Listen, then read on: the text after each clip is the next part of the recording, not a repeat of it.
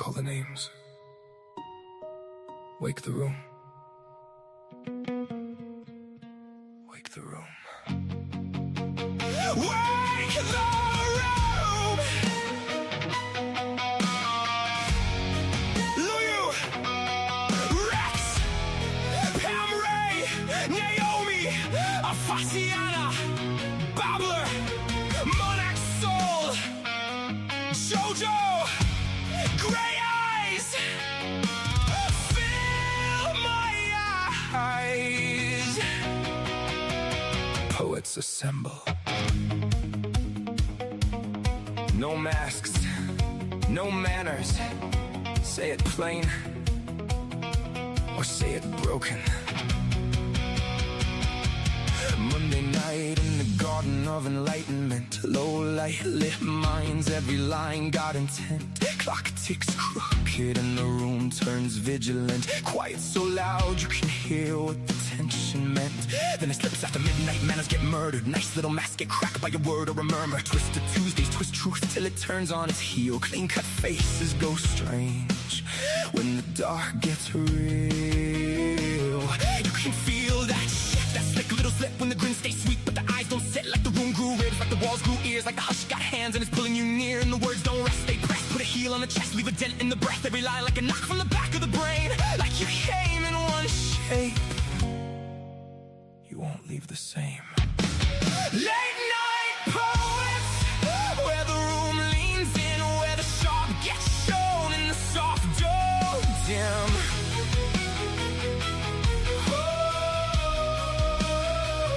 Late night poets, hear the whole thing shift from a whispering the ribs to a line that lifts from the darkened edge of doubt to the pull you can't ignore. We don't just read the night, we make it something more. Say it plain, say it broken.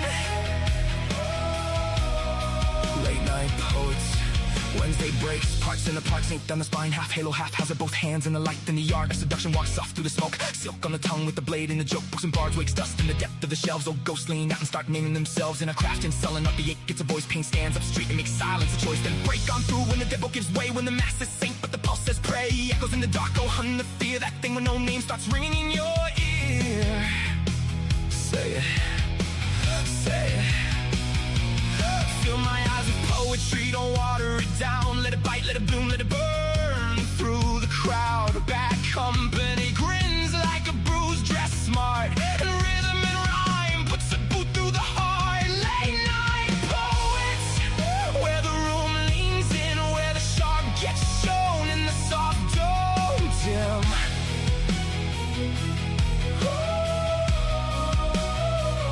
Late night poets, hear the whole thing shift from a whisper in the ribs to a line that lifts from the darkened edge of doubt to the pull you can't ignore. We don't just read the night, we make it something more. Say it plain, say it broken. Late night poets, some come shattered, some come slick. Some speak honey with a blade in it. Some sound velvet, some sound wire. Some walk in low and take the room higher. Some come holy, some come liars. That's the thing! This ain't filler for the dead space, no. This is a pulse with a pen, this is blood with an echo, this is breath to the backbone, ink for the crown. Live mics, live nerve, truth laid bare in the round. This is the beautiful mess, the bruise and the bloom, the line that cuts clean and makes a little room. Late souls, wide eyes, all nerve in the dark. A room full of hearts beating hard through the dark. Wake the room, wake the room. Late night poets, where the room leans in, where the sharp gets shown in the soft dome dim.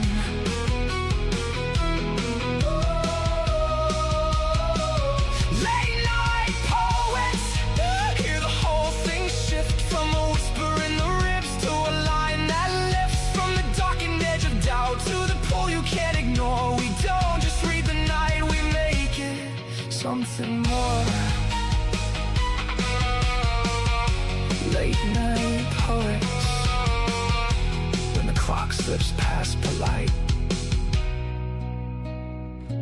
We tell the truth. LNP, we love you.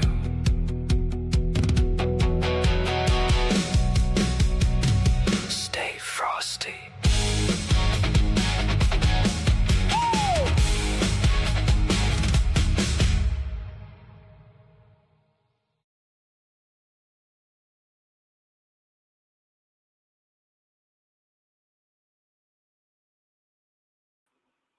Hello world, happy Monday. You're listening to The Garden of Enlightenment with Luyu Wild Dove. Unfortunately, Luyu Wild Dove will not be able to host the show tonight due to the fact that she's having some health issues. So we'll wish her the best and carry on carrying on. That said, tonight's show is brought to you by a group on allpoetry.com called Late Night Poets. And there's anthologies available on Amazon.com under the same moniker, so feel free to check those out. And tonight's show is based on front page picks. Um, I'm not too sure of the month, but I think it's July or August anyway. August. And that said, I'm going to grab the first poem here, and I will post this to the group. Did I get there? Alrighty. So the first poem up is called Sakura Yonku by Lynn Gutier. And I will post this into the group.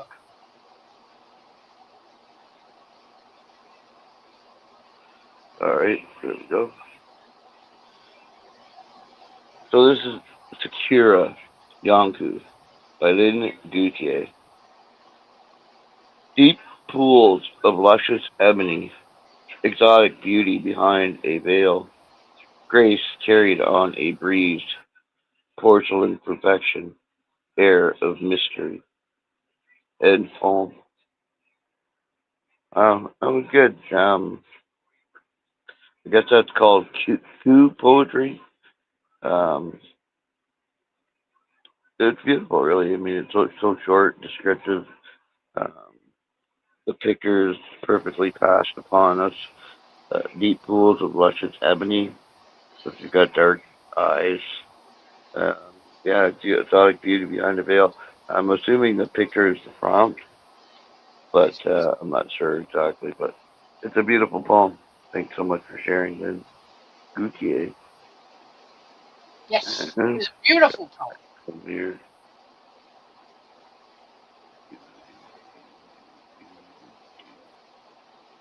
Can you hear me, Greg? All right.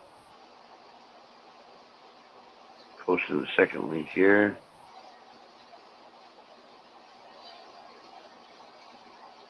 Come on. There we go. All right. So the next poem is called The Second Bloom, and it's by Charles Gradante. A couple who finds each other later in life love in a different way. They have lived enough to know what truly matters. They savor the little things, the small moments that feel like home. There is no pretending, just two souls embracing each other's flaws, not in spite of them, but because of them. They listen, they show up, they work together to heal, because healing makes space for growth. Love that comes later feels different. It is steady, safe, and strong. You don't go searching for it. It finds you. End poem. It says in his author's notes that the painting is by the author. So it's a beautiful painting. It reminds me of something that they just put up across from my place. It's these flowers are like blooms that are I don't know, kind of like like a dandelion after it's set to when it's changed from petals to uh, those little floating. I don't know what to call them for lack of a better word, but little cotton ball heads that you know. Right. You blow on, and all the little spores break off the head and fly into the space and make wishes on them. Um, but it's got so much. It's profound in truth, really. There's a truth to it that resonates throughout the rite. When a couple does meet later in life, they've already been through a lot of the BS of young love, I guess, and they're not after that aspect of it. They're not after perfection. They want the flaws. They want the scars, so that they can heal them together and move on in life together and forward. So nicely done, Charles Gante. Alrighty. Gray. Checking the studio. Nobody here. Gray. Alrighty. We'll grab the next phone Gray. here. Okay. Oh, Gray. Alright. Mm.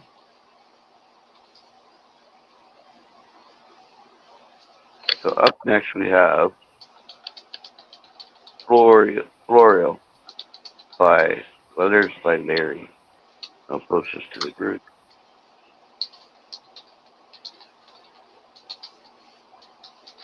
Alrighty.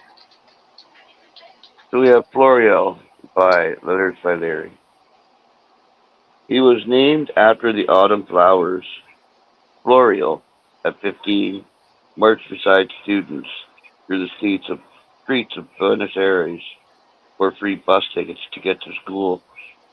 Until that night, six green Ford Falcons cornered his block, looking for his father, but took his mother and him. Inside El Campito, through the dark walls, she heard him screaming. Then his face disappeared. The noise of silence for 24 years, until those wrists and ankles, bound behind the back, fractured femurs, clavicle, ribs, marks of impalement where they wouldn't stick, carried his name back home. A body that had entered the water from high above, still alive, and waited in an anonymous grave to be called Florio. He had marched for students to ride without pay. Today they do. And it has an author's notes on it.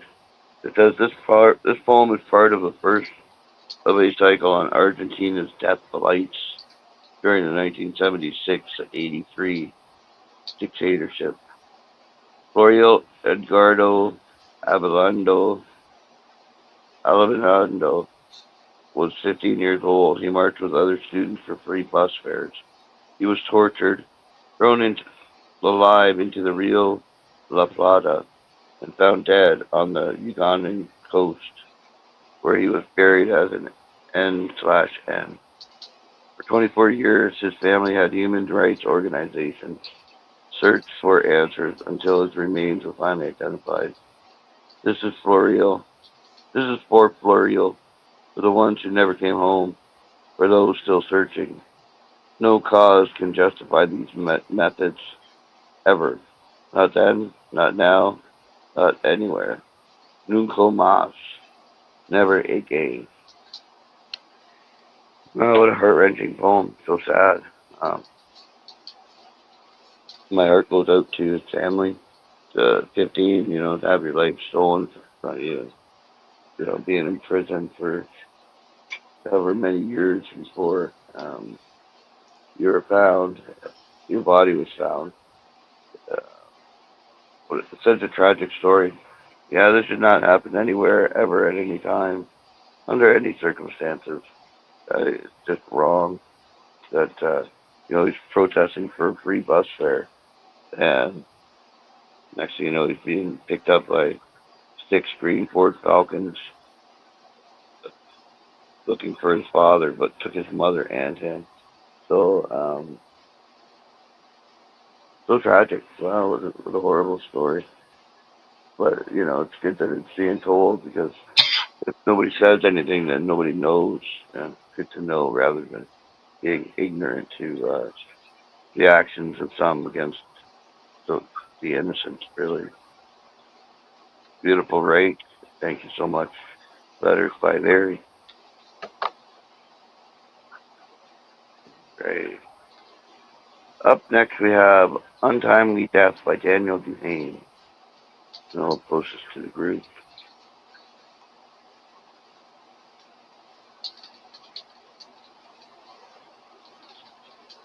Check the studio real quick.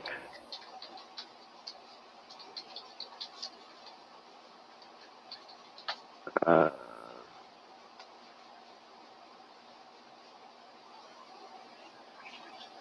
yeah, okay. Hello, David, and hello, Yumpy in the studio.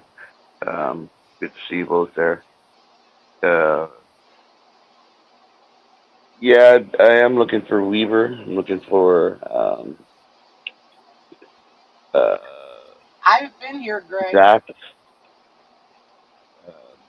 you guys are listening, maybe you could shout out and give a call in. Be appreciated. Um, anyway, okay, so we have Untimely Death by Daniel Dean. White smoke rises from a furnace that holds no judgment. Bodies shoved into it like cordwood to burn off the skin. Treated like unknown, discarded meat thrown into the fire. Eyes closed forever in death, with only the shell left to burn. Does the smoke carry their spirit upward to the stars, where it wanders around forever in a cold abyss?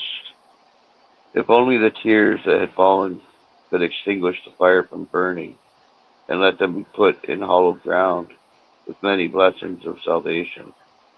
The furnace runs night and day like a fiery dragon, giving out death.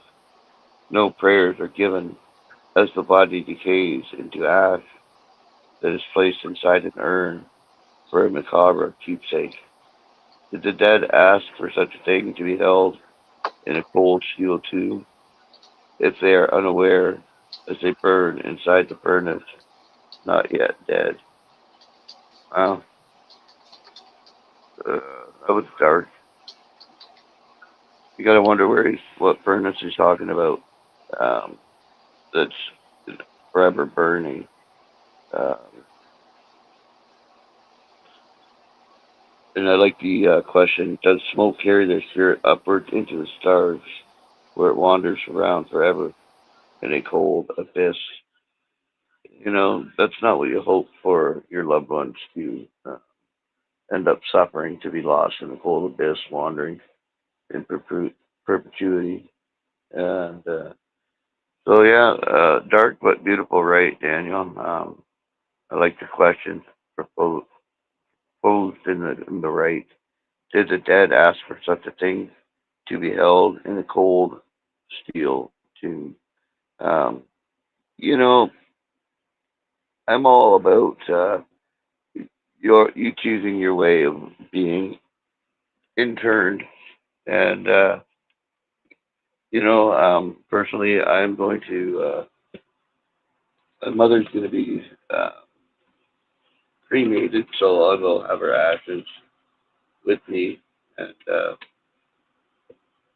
yeah, I mean, I don't know. There's something more personal to me about holding the ashes of your loved one on a shelf or, in an urn than leaving them in a cold, wet earth. I don't know. Something so, I don't know if it's part of my ancestry or what it is, but I'm all about cremation over burial.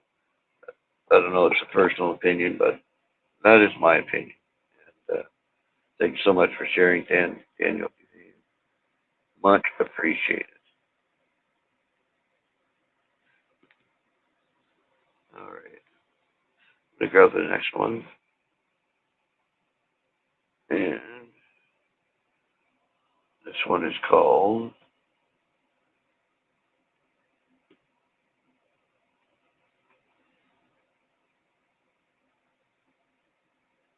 Drusilla, Drusilla, Drusilla by Laurent Montagnier. I will get this through.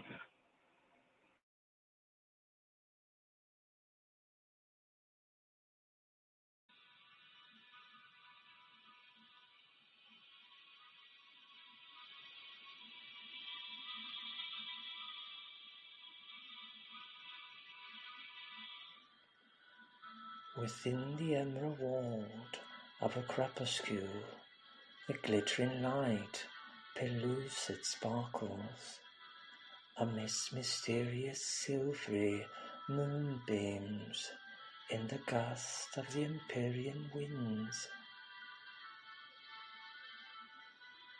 An elfin smile with ruby lips in slender spires, looking so radiant and beauteous in her seeming, seductive mocha eyes of liquid gold reflecting the pearly luster of the gemmy moonstones.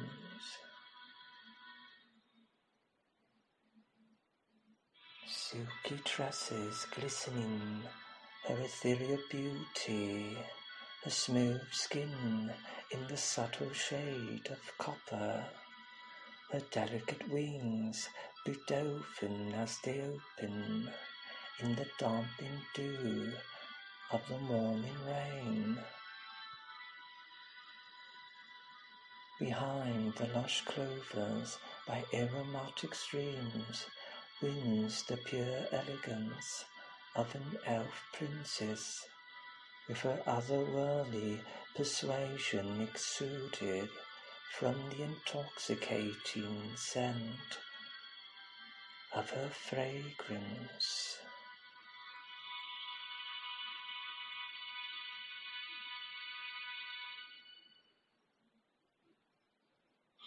A lyrical minstrel and graceful dancer, her magical powers from a sweet spell, captivating the arched bow of a piercing arrow thrusted into the heart of her blossoming lover.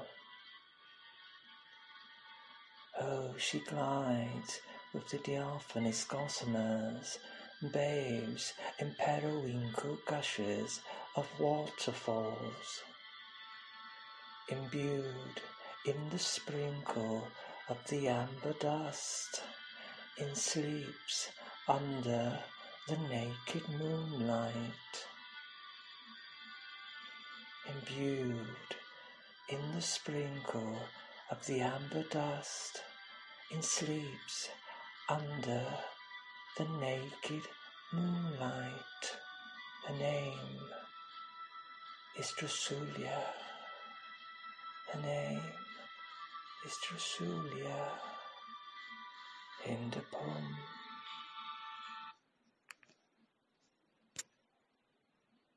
Yeah, I'm not too sure if it will cut off or not, Phil.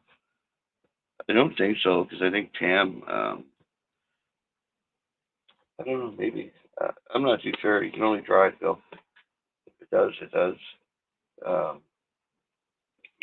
but yeah, I love Frank's work. He's got such a mastery of wordsmithing that, it really is impressive every time you read his work. He is an artist, and, we love you, Frank. So keep on writing, keep on penning, share your thoughts with the world, because what an imagination you have, my friend. Nicely done. Alrighty, I'm going to post the next poem here. Can you hear me now? And there it is. Shoot. Alrighty, try this again.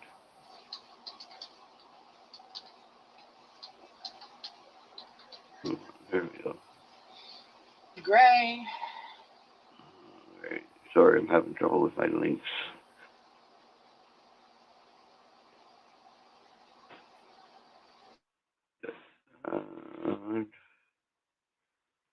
I guess we're into open poetry now.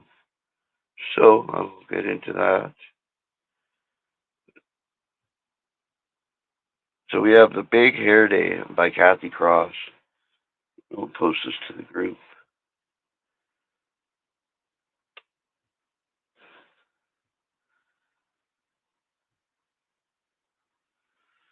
Alright, The Big Hair Day by Kathy Cross. She sits beneath blue salon lights, eyes watering, nostrils burning, the citrus metal sting of half-rotten oranges. Foil petals bloom around her head, each one crinkling at the stylus as the stylus folds a small hope inside, fingers crossing. Sorry, yeah, fingers moving, lifting, parting, smoothing. Her eyes drift to the mirror's edge, where a magazine cover glows, that sun-caught, feathered halo every girl once tried to borrow. Under the dryer hood,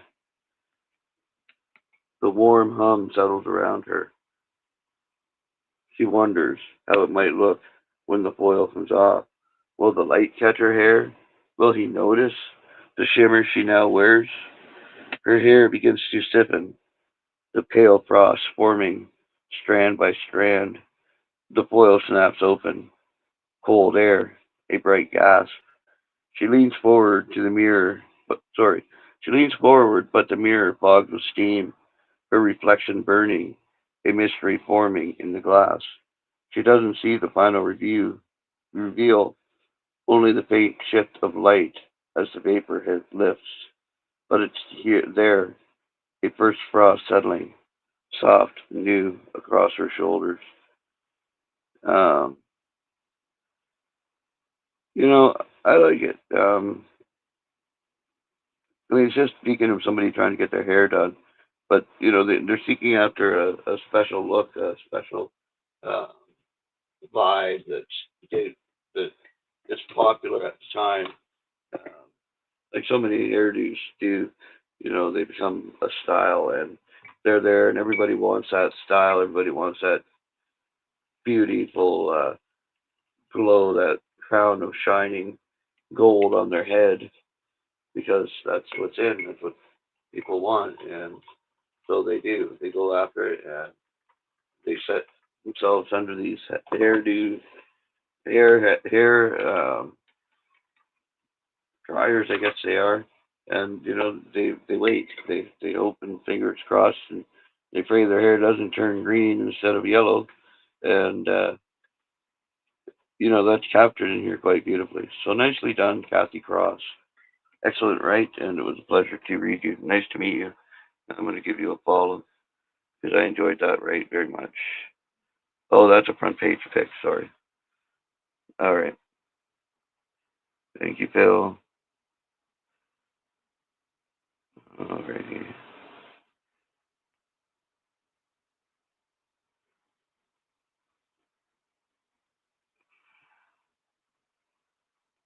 All right. So we have another one by Kathy Cross, and it's called Cold Cadence. I will post this to the group.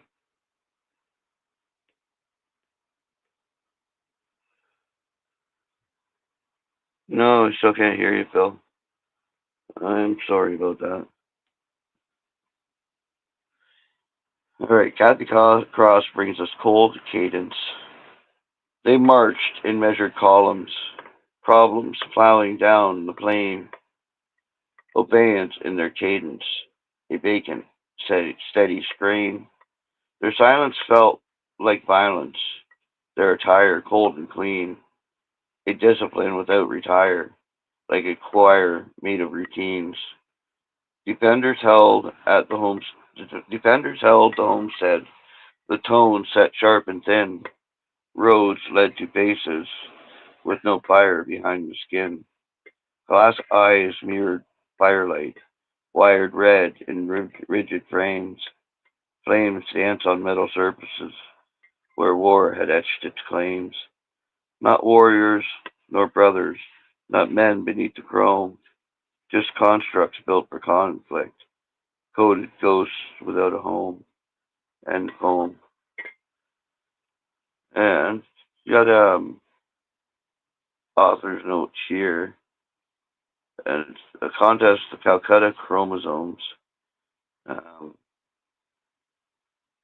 so yeah, I mean it's written for a contest. It's as I described it, Calcutta chromosomes. Um,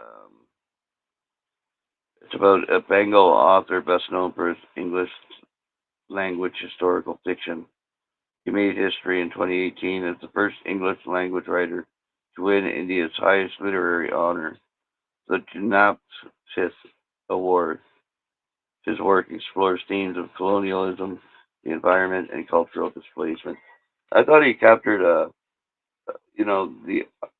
the magic of, even though it might be a dark magic, but the ever attendant, astute, ready warrior, marching in battle, in formation to war.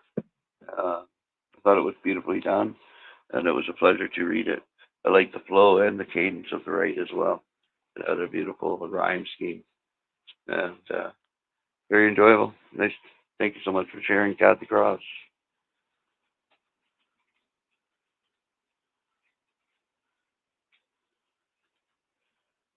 I might try next. Hold on. I'm not sure what's going on here. Just need to take a look.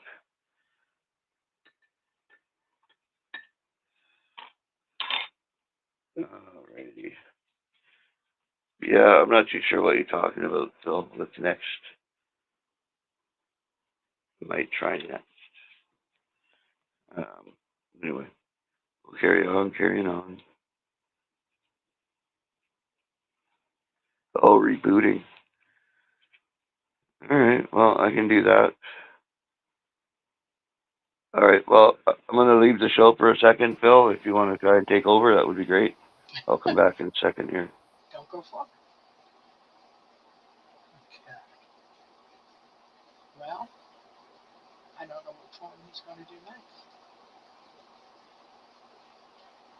So, I guess we'll just sit here and have a little chat. The weather today was beautiful. There was not too much humidity. And it rained a little bit. And that's what I can say about that. And how about you, Yumpy? How was your weather today? Probably chilly. If mine was cool. We had a good storm, I think, around 6 o'clock, 5 o'clock.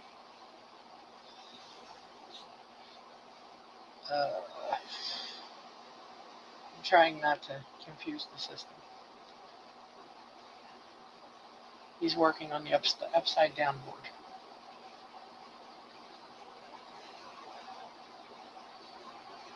Sticky there?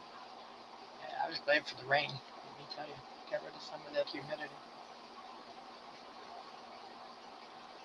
Yeah. Well, this too shall pass, I guess. See, what do we got? Another month or so before we get into the nice, comfy fall weather.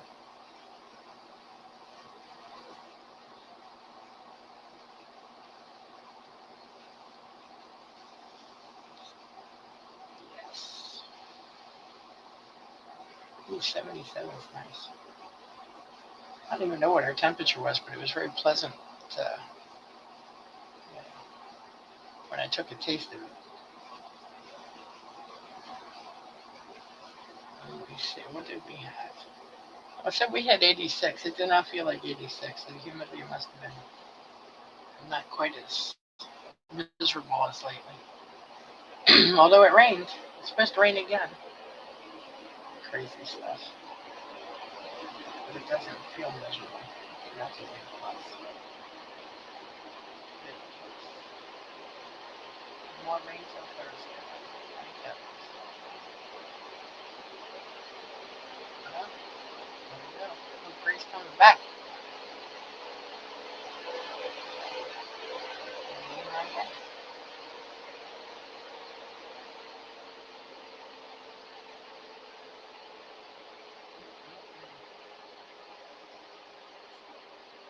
Thank God it doesn't feel hot.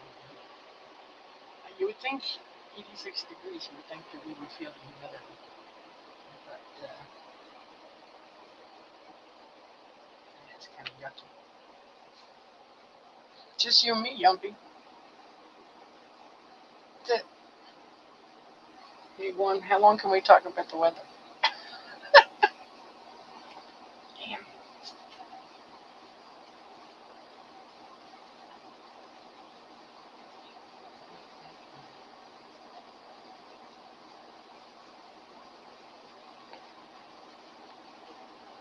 been kind of soupy, I guess, the last 2, 3 days.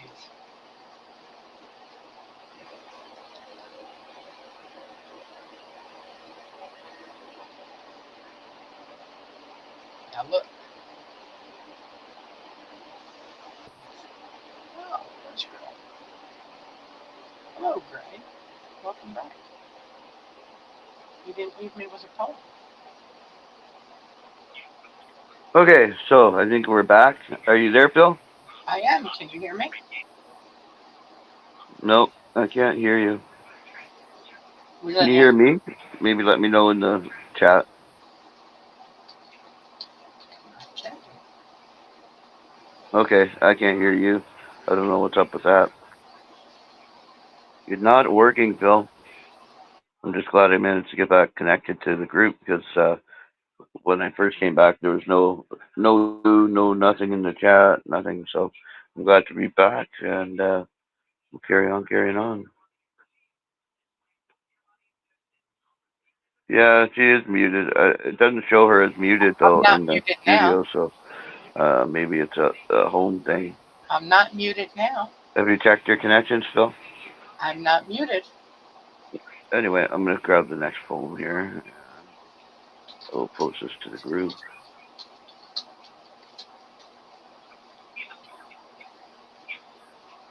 Okay.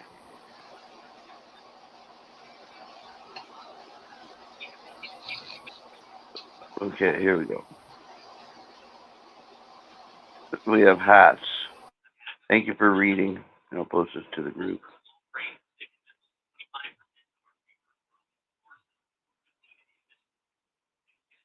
Alrighty. Oh, it's called Geese by Hats.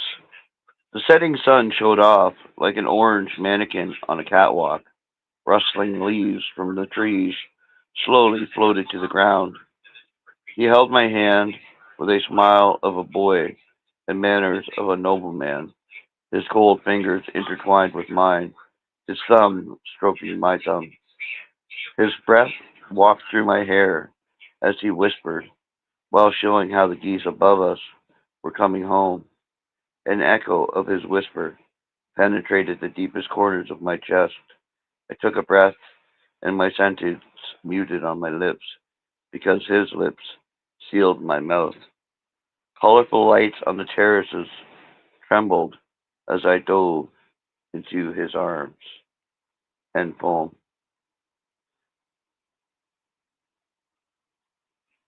I was just reading a comment left by ZZ Tom, and he says, "Emily, how dare you? How dare that dude cut off your speech by putting his lips on yours?"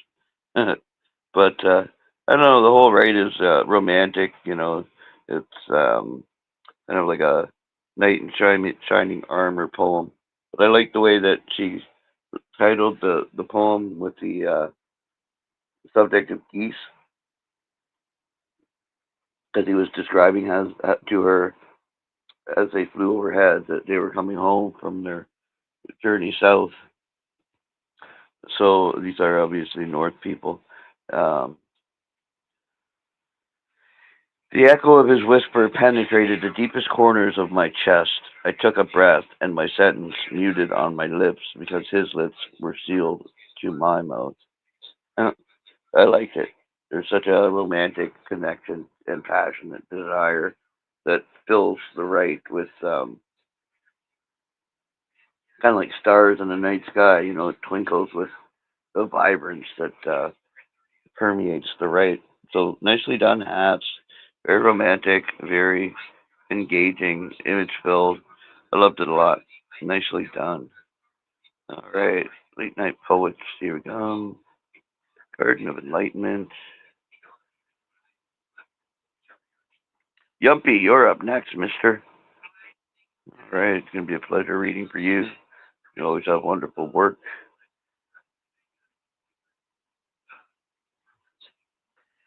All righty. So up next we have Earth's Unique Sculptor. Oh, sorry. Earth's Unquiet Sculptor by Yumpy. Sorry, I'm messing up already, Yumpy. Earth's Unquiet Sculptor by Yumpy. Between pagoda and glass. Between corn cobs and bones, you gather seed, scaled piranha, frogs suspended in formaldehyde, things that live, things that die, things that myth remembers. You are mestiza, the mixing of indigenous corn and Spanish sky, of bodies shredded by histories you did not choose, of sacred geometry in gold, gourds, woven water, copulatory organs. You sculpt silence out of violence, when death was the drum in the streets, and La Valencia danced at the door. You built from its ash, arranging frogs in circles, piranhas facing forwards, flags made of sweets. You teach us that common is powerful, that gourds, that seeds, that animals carry memory, carry bones of ancestral myth.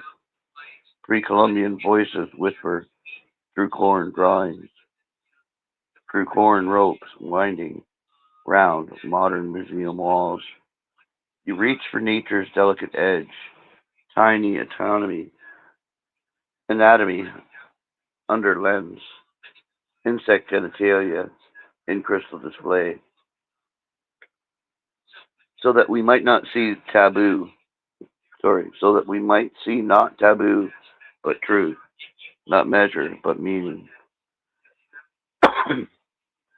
You cross oceans, Pagoda to Yale, to Sydney, to MoMA. You carry your homeland in your hands. You make La Cua no Espera, a flea circus, live fleas dancing, tiny performers for big questions. What is identity, if not this? A living archive of seeds and skin, of colonizer shadows and indigenous sunrise, of every species we have claimed and everyone we have forgotten. You remind us that mortality is not the opposite of life, but its twin. Beauty blooms in decay, knowledge in curiosity. The unquiet manner of nature becomes your gallery, and we enter, humbled. Maria Fernanda Cardoso, you sculpt heritage, not as a relic, but as creation's sigh, not as something lost, but something alive, exposed, transformed. And then the author's notes say, La Violencia was a 10-year civil war in Colombia from 1948 to 1958 between the Colombian Conservative Party and the Colombian Liberal Party, mainly fought in the countryside.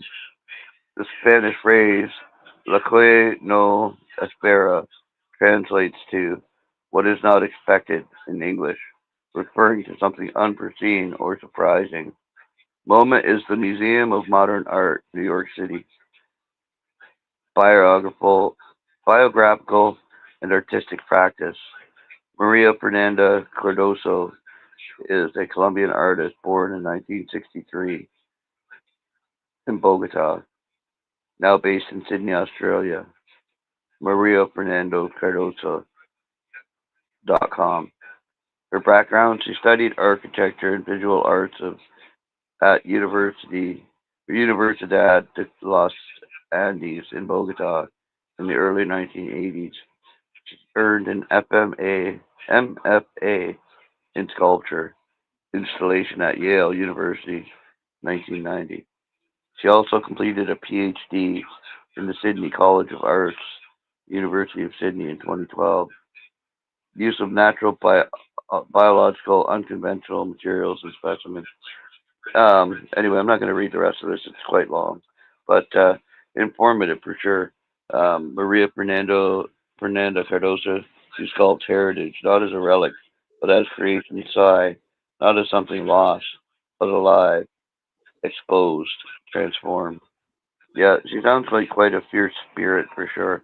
Somebody who was meant to do what they did here on Earth in their lifetime, um, preserving and expressing the truths of the history of mankind uh, and his role on Earth.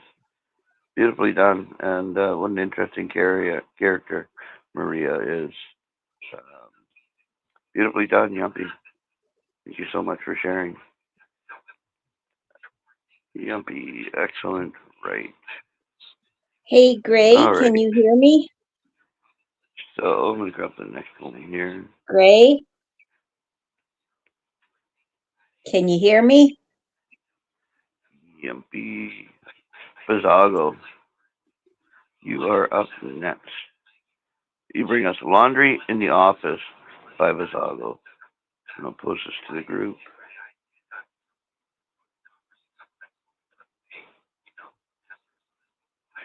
Am I too loud, Phil, or what's going on?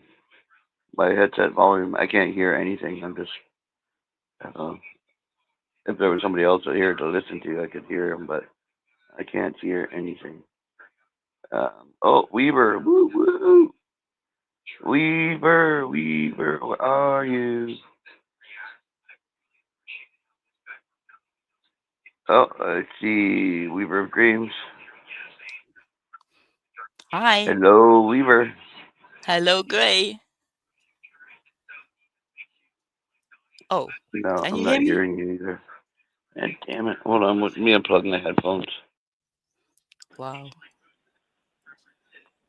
Oh, there you are. Hello, Weaver. Wow, you're loud. Hi. Hi, sorry about that. No, that's okay. It's a good thing I'm deaf. All right. How are you doing tonight? Well, I'm here. I've had my 2 hours sleep. It's 3:45 or something, so I'm wide awake. And you're up earlier than the rooster today.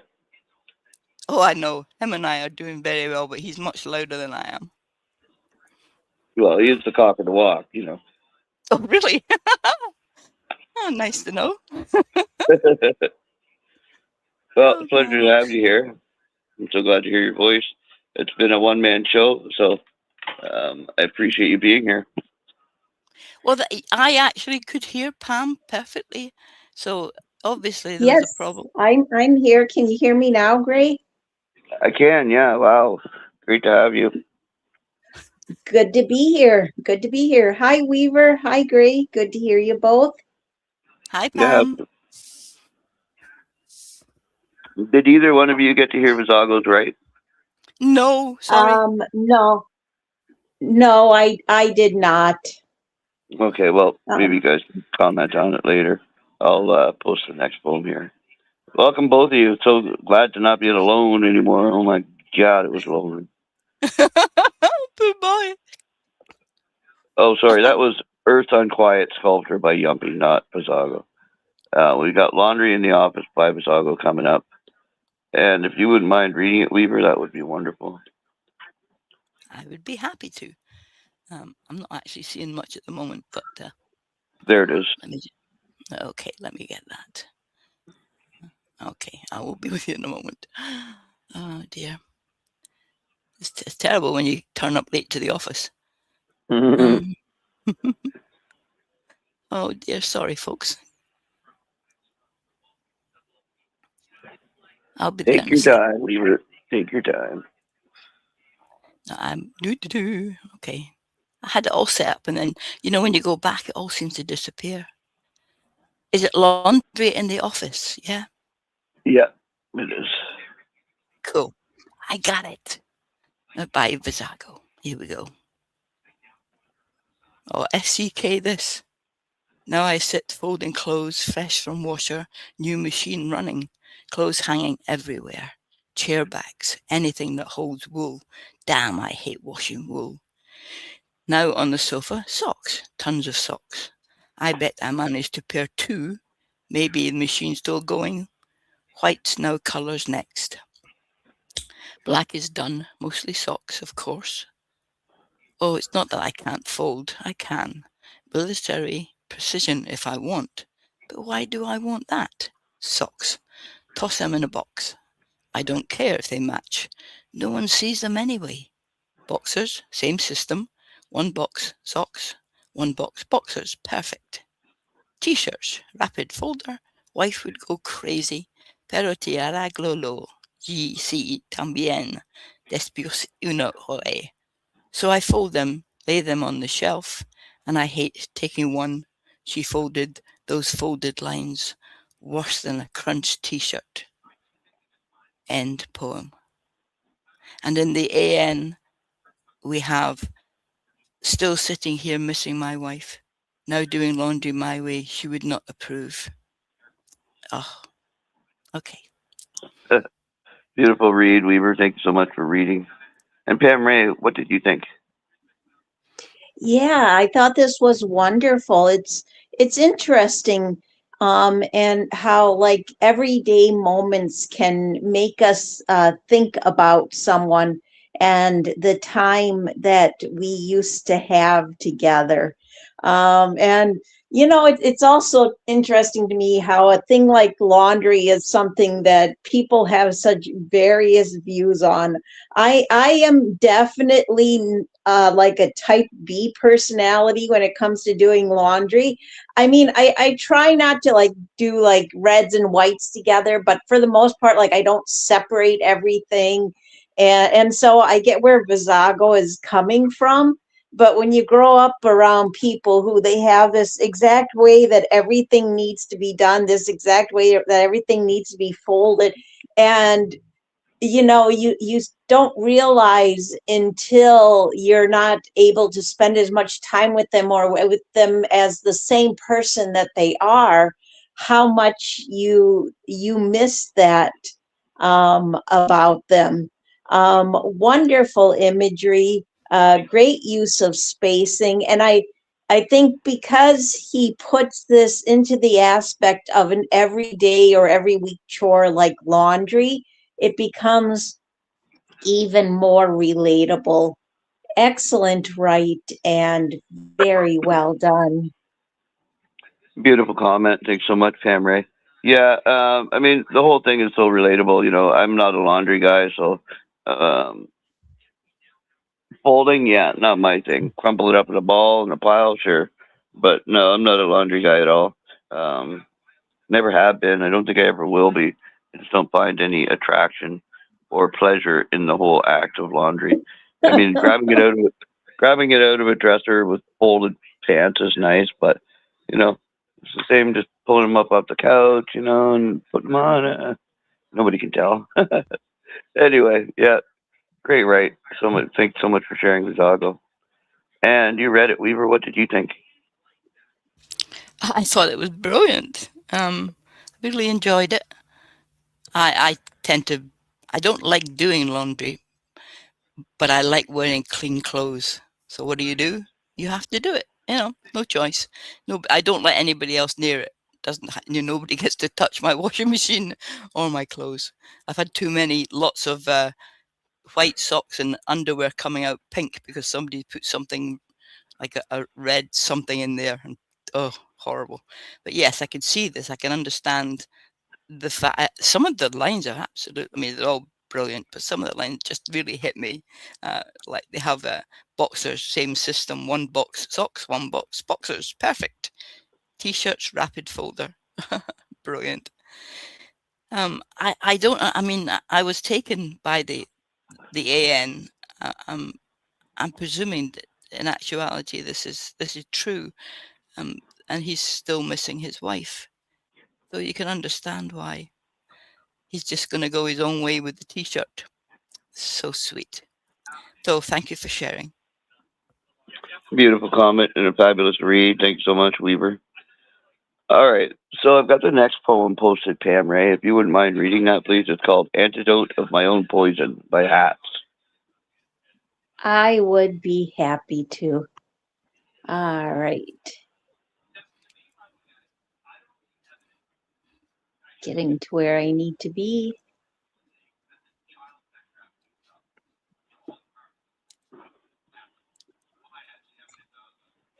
Blue mood sits on my shoulder, whining thoughts in a head.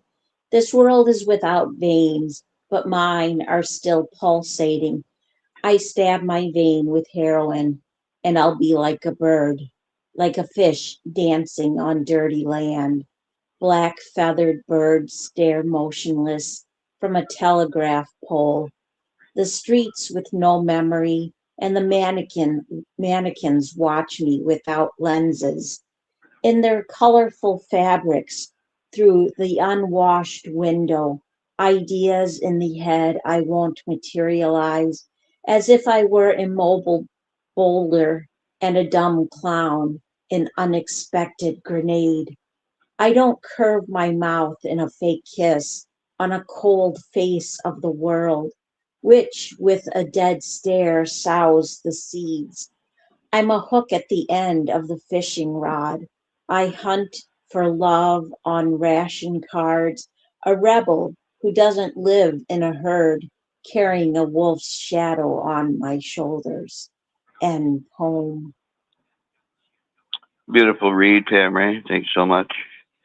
And Weaver, what did you think?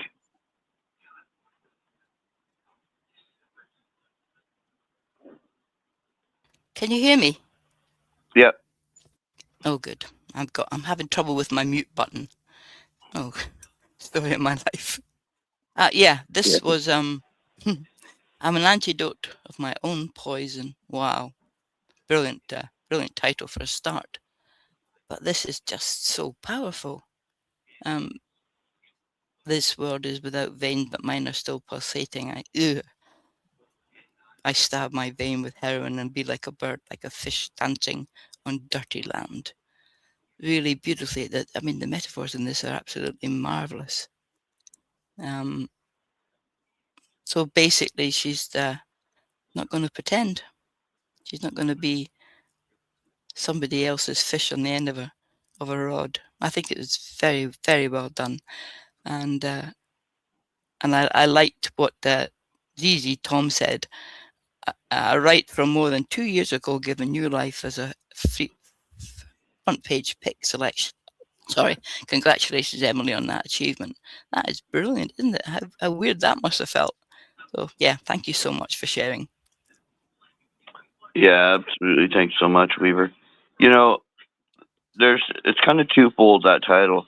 I am antidote of my own poison. Um, you know, I don't know. It's like you know who you are in your heart, so you try to express that as much as you can, and not let the world take you over. The reference to um, doing heroin is, it's fleeting and temporary. Um, the streets with no memory, and the mannequins watch me without lenses in their colorful fabrics through the unwashed window. Ideas in the head.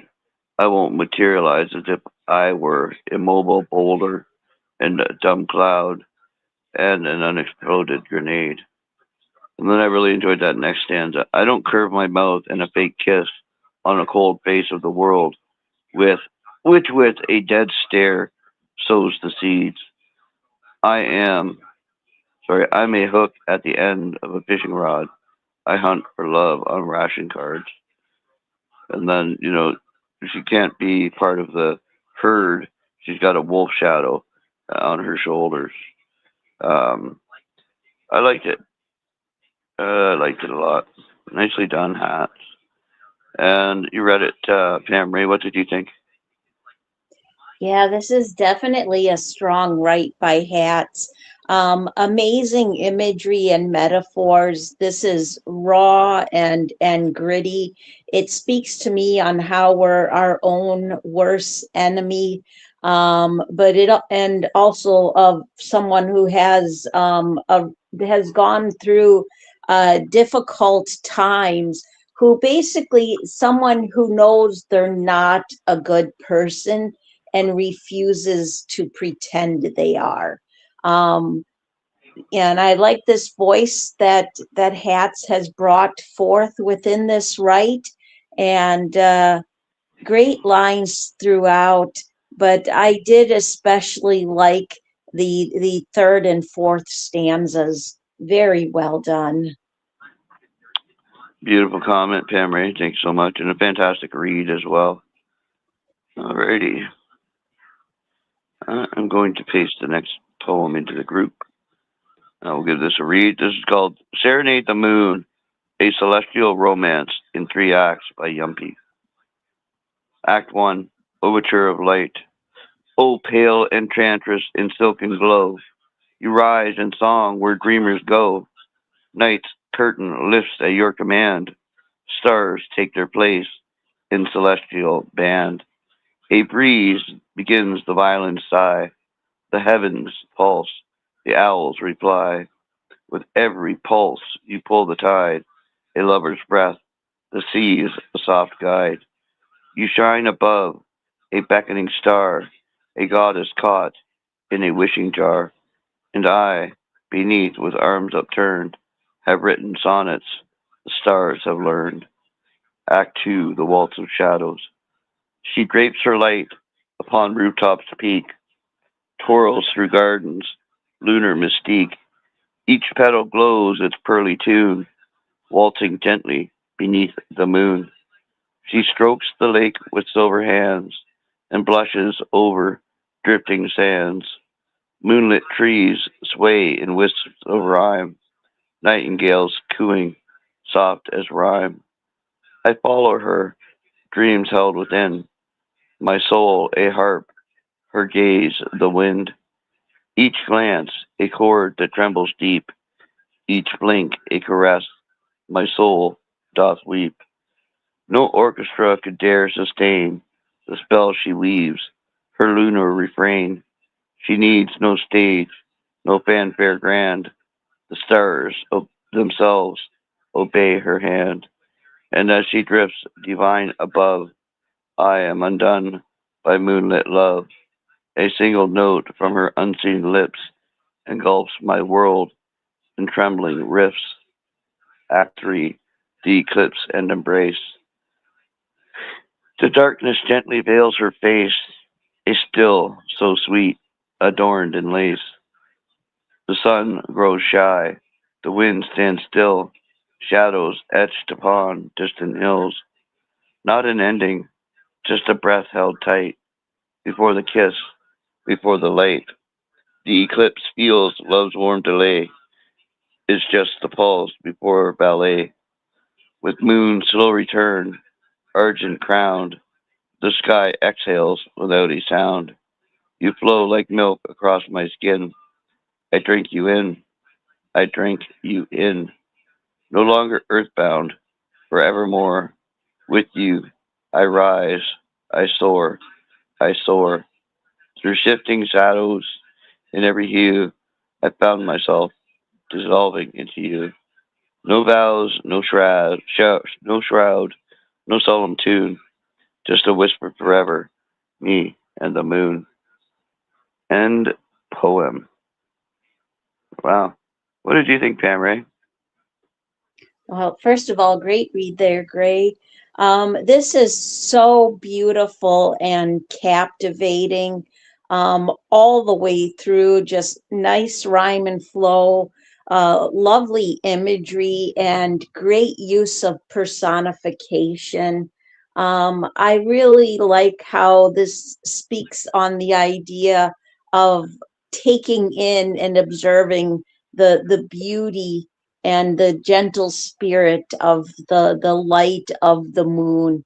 And I thought there were great lines all the way through, but I have to say it was Act Two, The Waltz of Shadows, that especially spoke to me. Wonderful lines and very well done. Wow. Beautiful comment, Pam. Thanks so much. And Weaver of Dreams, your thoughts? Well, this was so romantic, and it basically it just flowed. I mean, how well written was that? I really enjoyed it. Um, I like particularly I follow her, dreams held within my soul a harp, her gaze the wind, each glance a chord that trembles deep, each blink a caress, my soul doth weep. Ah, beautifully done. There's somebody who really loves another person, and that, ah, it's a lovely thing to behold. So thank you so much for sharing. Beautiful comment. Thanks so much, Weaver. Yeah, I really enjoyed the Serenade to the Moon. There's something so enchanting and beautiful about the moon that you can't help but be in love with her when she's in her full splendid radiance. Um, I don't know. It's just the fact that the gravity of her presence on Earth pulls the water and moves the tides. That's always fascinated me. That uh, she can move water here on Earth, and when you can move water, well, you can move men. So um, the hearts of men will always be yours, I think, because you've got that pull, that gravity over them. Um, and you shine light in the dark night. So I thought it was beautiful. Nicely done, Yunky. So thank you so much for sharing. All right, Weaver, we have Mall by Weaver of Dreams. Whenever you're ready. Oh, thank you. So I don't see it at the moment, but let me do a refresh. I don't know, this refresh doesn't do that much for me, but never mind. Okay, I've got it. Thank you very much. I'm bobbing about on the ceiling. Something's not quite right. I'm feeling dizzy. My head is reeling. What did I do last night? The last thing I recall of that evening is being out on a date with a stunning redhead named Moll. I think we got back fairly late. She had decided on the destination, so we met at a rundown bar. She entered without hesitation. I wanted to get back in my car. Is she the reason I'm floating up here? Could she have spiked my drink? But why would she want to do that? I must have some time to think. My neck hurts and I feel very weak. Then I look down at my bed. Moll smiles back at me and I know I am one of the unholy undead. The deduction was easy to make. I'd spotted her sharp, pointy teeth. Now I'll be spending the rest of eternity as a vampire who's called Keith. End poem. Wow, fantastic, right, Weaver, and excellent read as well. Cameron, what did you think of Weaver's poem?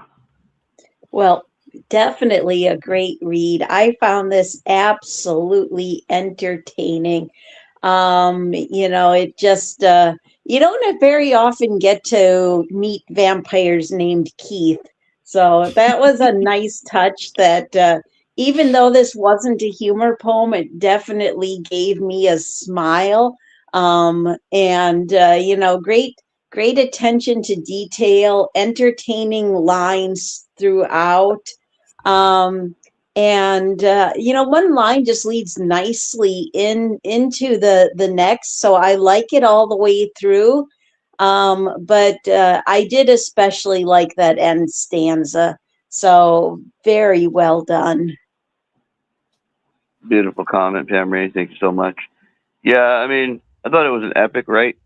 I'm bobbing about on the ceiling. Something's not quite right. I'm feeling dizzy. My head is reeling. What did I do last night? Well, you're on the ceiling for one thing, so you know something must have happened. And I don't think it was the booze. I think it was something a little bit more than that. And then you look down and there she is. Like, did she spike my drink? Is she the reason I'm floating up here? I don't know. My neck hurts and I feel very weak. Then I look down at my bed. Maul smiles back at me, and I know I am one of the holy undead. The deduction was easy to make. I spotted her sharp, pointy teeth. Now I'll be spending the rest of eternity as a vampire who's called Keith. I liked it. Nice play on words there with teeth and teeth. Um, Beautiful, right, Weaver? What inspired that, right? If I could ask. I have no idea. I really have no idea. It just came from nowhere. My sense of humor, when I call it a sense of humor, it gets me in more trouble than anything else. But it was just a bit of fun. I just started off with the premise about, I think that came from, I don't remember. There was a film where a young chap was being attacked by vampires, and he woke up and he was stuck on the ceiling, and that it just came to my mind, and that was it. So it was, and then the sort of the dum cadence came in, and I thought, oh, this is a bit of fun. So yeah, that was what it was, a bit of fun. Thank you. Absolutely. Thanks so much for sharing, Weaver of Dreams. All right, I'm going to post the next poem, Pam. If you wouldn't mind giving us a read, please, and thank you. Come on. All right. Hold on, I can't. It won't copy and paste. I need to refresh my page, I guess. Oh, okay, no problem. All right, that works. Sometimes technology just misses the cue. I think so. All righty, here we go. Whenever you're ready, Pam Ray. All right. Consequences by Visago. She said it before, clear, like a rule written in stone. If you smoke hash, there are consequences. No anger, no confusion, just fact. So when I came home and saw the suitcases on the main entrance stairs, I should have known. Still, I asked, smiling almost, who's visiting? No one. They're for you, you're moving out. And just like that, the rule held, clean, proven, no discussion, no appeal, just consequence arriving exactly as promised. I don't blame her. She told me, but I was 16 and I didn't understand that some rules don't bend for age or fear or the simple fact that you're still someone's kid. End poem. Beautiful read, Pam Ray. Thanks so much. And Weaver of Dreams, what did you think?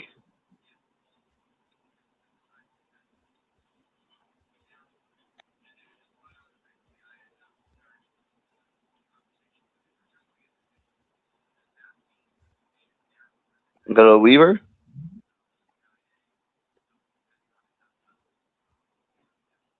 Are you on mute, Weaver? No, it doesn't show her on mute. Oh, okay. Oh, you're right. Because I don't hear her either. Well, yeah, Yep. she just logged out, so Maybe. she'll be back, Yeah. I guess. Yep. But yeah, I mean that's a real FAFO moment. You know, it's the old up around and find out moment. You know, he pushed the boundaries and crossed the line to, put a toe over the line too far, and paid the price for it.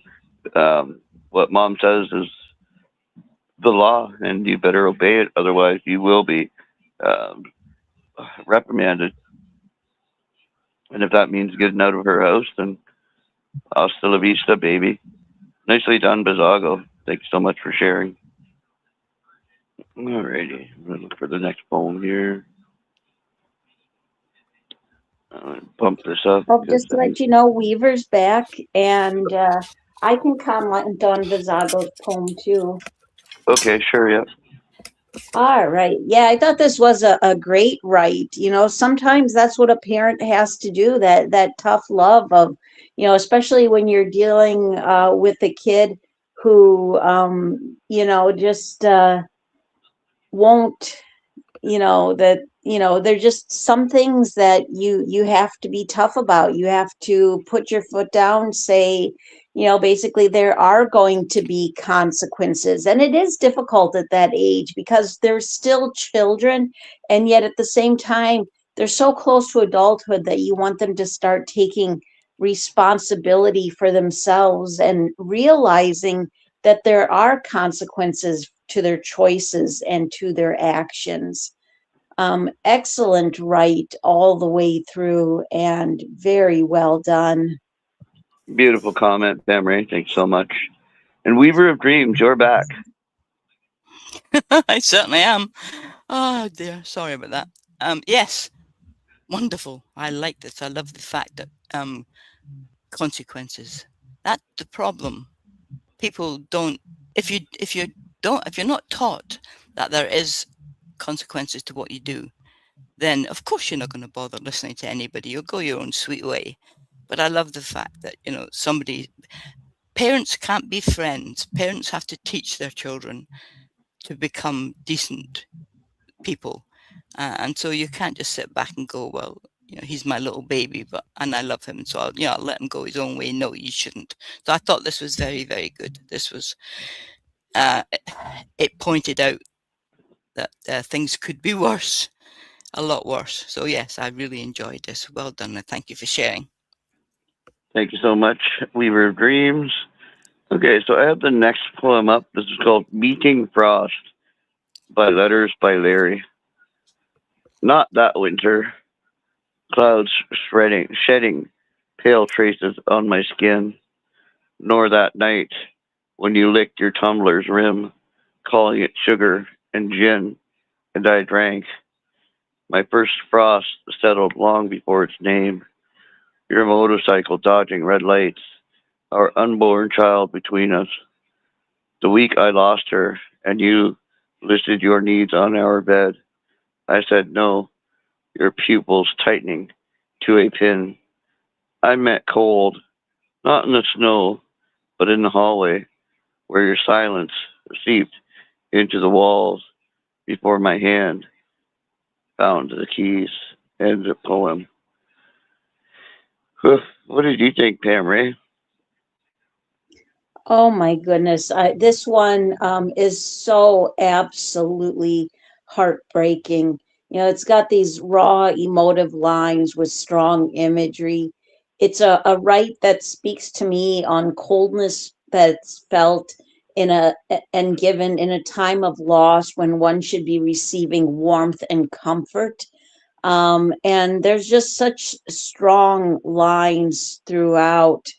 Um, but and each one of them, I mean, it's to be honest, I can't even pick a favorite lines because they all just hit so hard and really roll one right into the other. So excellent write and very well done by Letters by Larry. Yeah, absolutely. You know, when the frost comes from inside your house, that's not where you want to be because it chills you to the bone. That kind of frost, and it changes you really. Um, It does. you know, there's Absolutely. that cold that comes from somebody that you love. It's so painful, so hard to deal with. That I don't know. It's life changing for sure.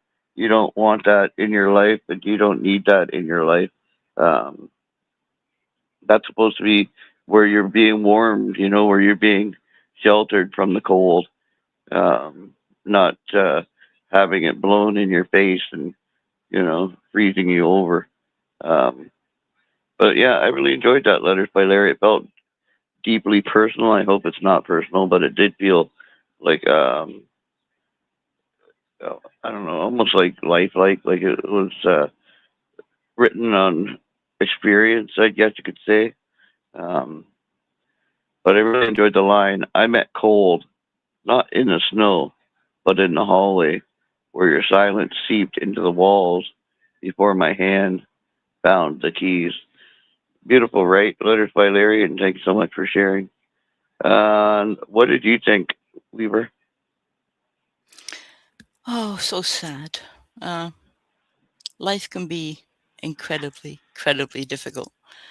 And as everybody said, when a person that you look to for love and warmth and caring becomes this frozen entity that doesn't even respond to you, oh, you know, what do? You can only take so much of that. It's you can imagine, you know, you come down in the morning and you try to act as if everything is everything's fine, everything's okay. Today's going to be different, and it's good morning. Would you like some coffee? Or no, nothing. There is nothing.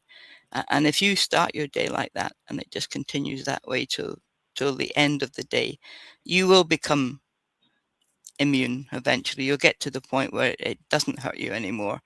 And that's when, and I love that last little stanza, before my hand found the keys. And I'm presuming that meant, you know, I'm out the door, I'm off. I could be wrong, but that's kind of what I got from it. Yeah. And as you said, Gray, I really hope this has nothing to do with the truth, and is just a very interesting poetic imagination. Let's hope. So thank you for Yeah, sharing. yeah, absolutely. Beautifully said. Thanks so much, Weaver. All right, Pam Ray, we have Cataract by Cedar Chapman. If you wouldn't mind playing the SoundCloud, please.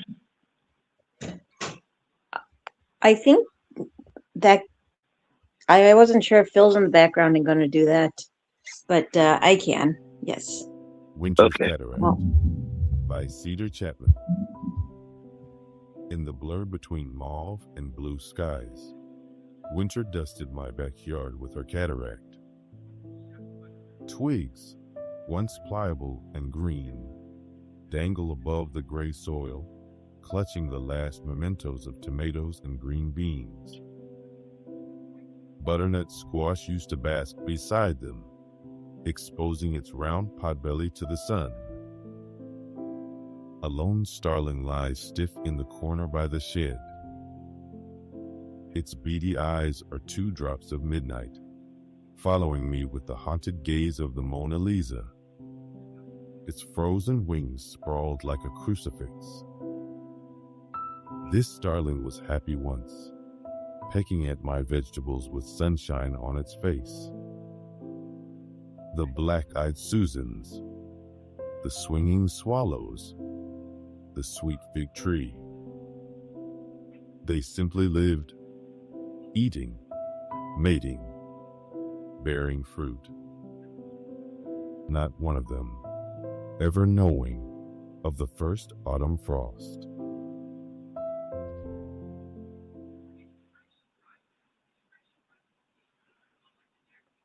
Beautiful read, Cedar Chapman, and a fantastic write. Really, um, it's beautiful but sad in a way because um, you have this this moment where frost has taken over, and you have a lone starling lying stiff in the corner of the shed. Its beady eyes are 2 drops of midnight, following me with the haunted gaze of the Mona Lisa. Its frozen wings sprawled like a crucifix. Um, the starling was happy once, pecking at my vegetables with sunshine on its face. And then, you pass that. I don't know. To me, it seems like it's a dead starling because why would its wings be sprawled like a crucifix? Um, but it's got beautiful imagery. I don't know. There's something so peaceful about the right. They simply lived, eating, mating, bearing fruit. Not one of them ever knowing of the first autumn frost. So I'm guessing that the bird died in the first autumn frost, but I'm not exactly sure. It was a stunning write, though. Really beautifully done, Cedar Chapman. Pam Ray, what did you think? yeah, this is an amazing write on that time of transition, and that like that mention of that first frost. And yet sometimes it does, depending on the area you live in. I mean, sometimes it can come on really quickly, and it can affect your plants, and it can affect small animals like birds. And it shows how nature can really be sometimes unexpected. Like, you know eventually that the frost is going to come, that the transition from summer to autumn, and these transitions of the seasons happen, and there's certain things to be expected, but sometimes when it comes earlier it just catches you off guard. I really enjoyed the imagery in this all the way through. Um, but I especially like this starling was happy once, pecking at my vegetables with sunshine on its face. The black-eyed Susans, the swinging swallows, the sweet fig tree, they simply lived, eating, mating, bearing fruit. Wonderful lines, beautifully written by Cedar Chapman, and very well done. Thanks so much, Pam Ray. And Weaver of Dreams, what did you think? Oh yes, I know. We are aware of the year moving and the season coming and going, and death is there. Death is always with us. But I just thought, the little starling. Oh dear, I just found it quite sad. But I mean, yeah, I know we should be used to this kind of thing. That's what life is all about. But yes, I just thought, and the title, so interesting. Because I suppose because cataracts give this kind of white film across your eye. That's very interesting. Yeah. Yeah, it was very well written. It did have a certain gentleness to it as well, which kind of mitigated the horror of the poor starling. Anyway, Yeah, yeah, absolutely. thank you. Beautiful comment. Thanks so much, Weaver of Dreams. All right, so we have one more by Cedar of Chapman, and it's called Bluebirds Don't Live Here Anymore. If you could play the SoundCloud, please, Tammy. Bluebirds Don't Live Here Anymore by Cedar Chapman. Bluebirds no longer sing on my fig tree. Burrowed into the thorny blackberry bush, they hide deep in the backyard where love goes to die. On rainy days, I visit the tree. Loneliness accompanies me to seek wind chimes and conversations with old ghosts and skeletons. Once, I saw a bluebird land on your shoulder, chirping a song. With my bare hands, I caught it, bit off its head, chewed the gizzard, then stirred my coffee with its neck bone. We talked about hobbies, careers, and our favorite authors. I prayed you wouldn't notice the cornflower feathers twitching by the corner of my lips. Bluebirds don't live here anymore. They flew away with the ghosts and skeletons. Only Levi's, Stetson, and leather boots remain, and the faint scent of Kentucky bourbon mingling with sweet cigarillo smoke.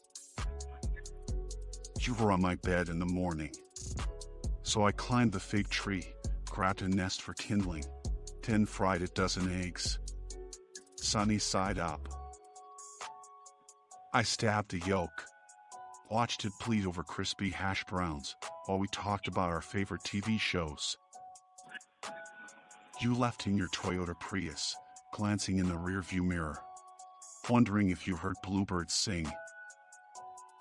But all you saw was a ripped screen door, and black flies buzzing in. Well, what a dark but yet stunning write. What did you think, Pam Ray? Oh my goodness. Yeah, is absolutely a powerful dark right. The title makes me think of the Bukowski poem Bluebird. And strong imagery, great lines throughout. It looks like the idea of dealing with the inner decay of the spirit of a life falling apart, and great lines throughout, but I especially like once I saw a bluebird land on your shoulder, chirping a song with my bare hands. I caught it, bit off its head, chewed the gizzard, then stirred my coffee with its neck bone. I mean, that is very visceral right there. And, definitely seems to be the idea of what was once good no longer being there. So excellent right and very well done. Well, beautiful comment, Pam Ray. Thank you so much. And Weaver of Dreams, what did you think? Oh wow, this is deep. So the bluebirds were no longer in his life to begin with, and he keeps going back. He keeps trying, obviously, to reconnect with the good within him. I'm presuming, but he just can't do it. It's too hard. He doesn't see them. He doesn't hear them anymore. He's got rid of the feeling that makes him vulnerable, which is caring, and just basically just want to drive everybody away, and succeeds. Wow. So, I mean, it's very, very powerful. And what a difficult thing to live with, though. Wow. Yeah, very well done. I really enjoyed it. Thank you so much for sharing. Excellent comment. Thank you so much, Weaver of Dreams. But I got Bukowski out of the right. There's a darkness to it that wraps him like a blanket, and he cuddles himself into it, knowing that he's better off alone and not, embracing the beauty in life, embracing the darkness. You left in your Toyota Prius, glancing in the rearview mirror, wondering if you heard bluebirds sing, but all you saw was a ripped screen door and black flies buzzing in. Like, what an image to leave you with. The whole thing is, where he says, oh, where did he say it here? Okay. Once I saw a bluebird land on your shoulder, chirping a song. With my bare hands, I caught it, bit off its head, chewed the gizzard, then stirred my coffee with its neck bone. I mean, what? Whoa, that really came out of left field, but it knocked you over, and it really showed you where you were at in your head. You know, dark but brilliantly done. So nice pen. Thanks so much, Cedar Chapman. Excellent write and fantastic read as well. And you commented, right, Pam Ray?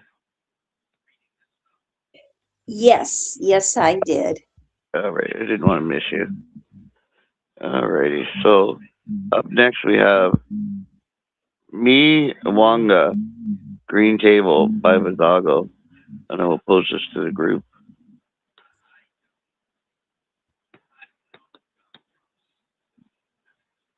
There we go. All right. So me wanna green table.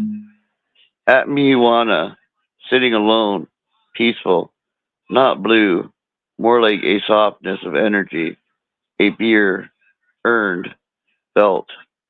The body finally gave in and slept. The house cleaner than ever. I feel lighter. Cafe came late today. Cognac waits. Tapa, grilled chicken, spicy, perfect. My lucky pack on the table, beside it, the panda, holding the keys. I hope he doesn't start smoking. In the ashtray, emptiness. Everything green. The napkin holder, the table, the chairs, all marked with Estrella. My beer, Estrella. Like the rest, like it all belongs to the same quiet moment. My wallet. Why is it here? That belongs hidden in the car. Driver's license inside. Nothing more. Not here. Not in my pocket of paws. Above me, low murmurs. Vines climbing. Growing day by day. Cigarette in my left hand. Writing with my right. In one corner of the terrace, a strange wheelbarrow. Half holy, half forgotten. No idea why it's there. A bird on the wall talks to the ones in the trees. Now the leaves are full, green everywhere. Spring has taken the plaza. Behind me, red flowers hang along the wall. And there, the church entrance. Simple, like a scene from the good, the bad, and the ugly. And me, just sitting in it. End poem. Wow, beautifully done. What did you think, Pam Ray? Oh, great read there, Gray. Another amazing write by Visago. Great use of spacing, amazing imagery. This is definitely an atmospheric piece, which brings in so many of the senses. And I like how it starts out with a gentle tone, and then there's kind of a bit of chaos that's happening with the idea of the lost wallet, and then observing the people coming in and observing the people around you and the different characters. Great lines throughout and very well done. Beautiful comment. Thanks so much, Pam. And Weaver of Dreams, what did you think? Oh yes, this was amazing. I liked the whole atmosphere, and it was just wow. A bird on the wall talks to no one in the trees. Now the leaves are full green everywhere. I mean, it was just so atmospheric. And then you have this, like a scene from The Good, the Bad, and the Ugly. Ugly. I don't know if I don't know if I've ever actually seen that, but this just seemed to be a lovely rendition of things going on around you. None of it, I suppose, all that mind-blowingly important, but interesting to the writer. It just seems he's just taking stock. Anyway, yeah, I thought it was very interesting, and thank you for sharing. Absolutely. Great comment. Thanks so much, Weaver. Here, we got the next poem. And this is called Prisoner, and it's a poem by Mike Horsfall. I'll post this to the group.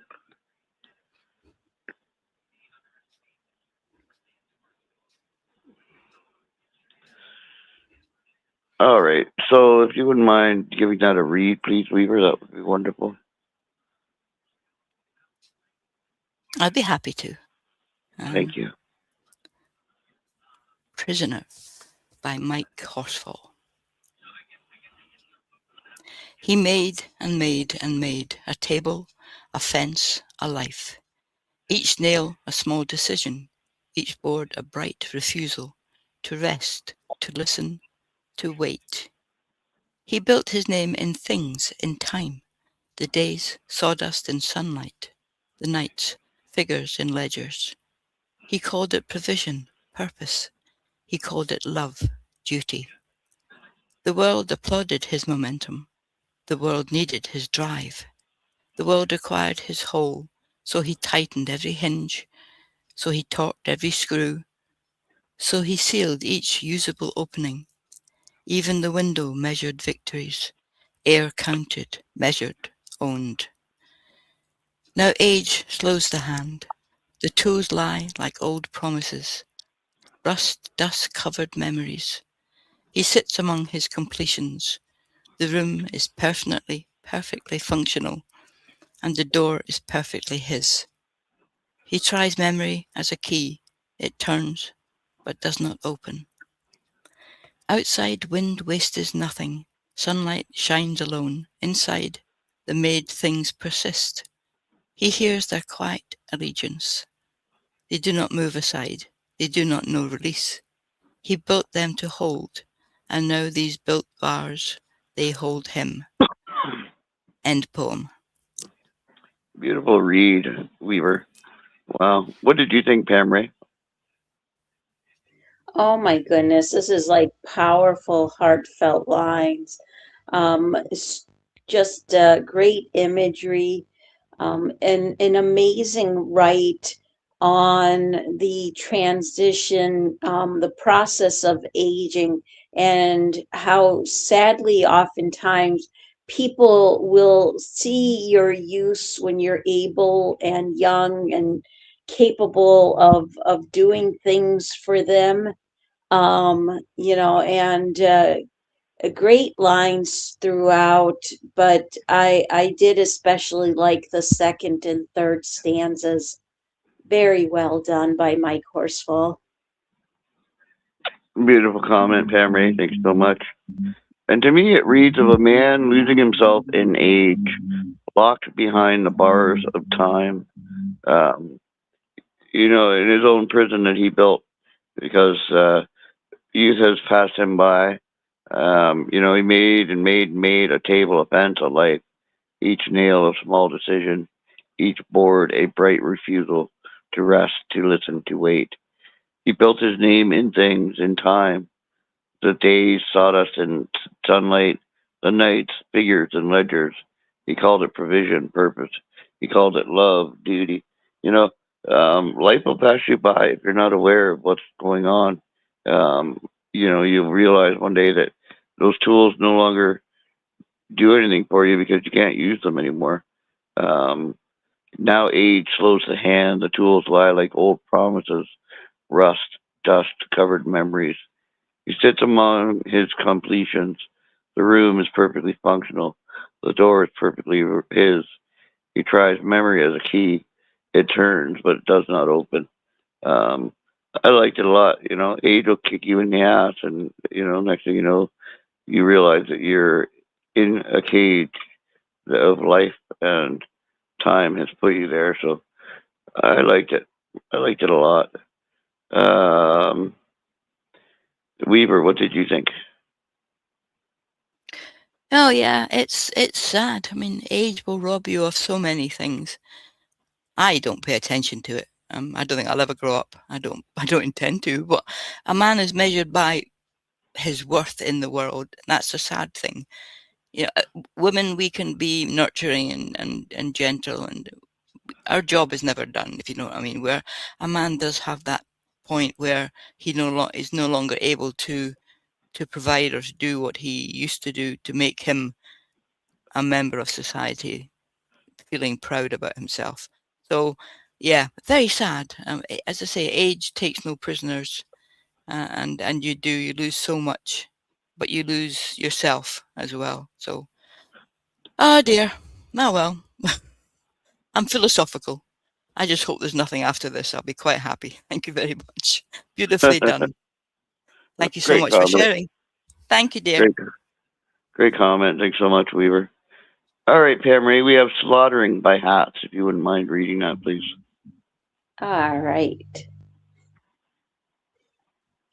My grandfather lived in the village. He bred pigs, goats, and one dairy cow. Goat's milk and cow's milk taste different. We slaughtered pigs by ourselves. Slaughtering was an event, the same as a wedding, funeral, or christening, an opportunity to drink as well. Men and women from the close family gathered. Everyone had their role.